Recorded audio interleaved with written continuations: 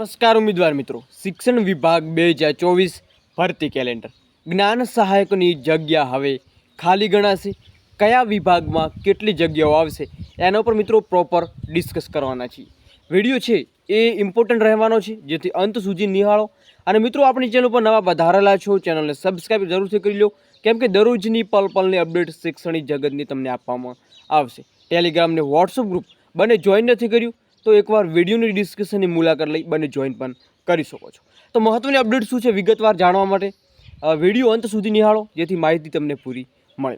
તો મિત્રો, શિક્ષણ સહાયક માટે 2 પરિપત્ર કરવામાં આવશે, જેમાં સરકારી શાળાઓમાં અહીં તમે જોવા મળી રહ્યો છે સરકારી શાળામાં પરિપત્ર, અનુદાનિક માધ્યમિક અને ઉચ્ચતર માધ્યમિકમાં પણ એક પરિપત્ર જોવા મળશે. સૌથી પહેલાં મિત્રો વાત કરીએ ટેટ 1-2ની, તો વિકલાંગ બાળકો માટે, દિવ્યાંગ બાળકો માટે ભરતી છે અહીંયા જોવા મળવાની છે.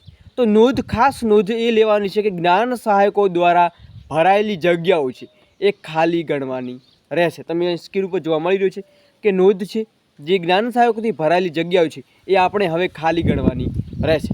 હવે બીજી પ્રોપર વાત કરીએ, બીજી અપડેટ શું છે મિત્રો, કોરેમોર જે બાજુમાં અંડરલાઇન કરેલી છે, તો શિક્ષણ વિભાગ દ્વારા ચૂંટણી પછી તમારી જૂન મહિનામાં વિદ્યા સહાયકની ભરતી છે એ આપવામાં આવશે.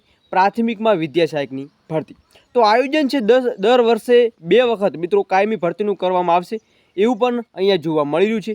મિત્રો, પહેલાં પણ એવું જોવા મળતું, પરંતુ અત્યાર સુધીમાં 2 વર્ષ ભરતી લેવામાં આવી નથી. તો કેલેન્ડર હવે મિત્રો ટૂંક સમયમાં તમને જોવા મળશે વિદ્યા સહાયકની ભરતી પછી.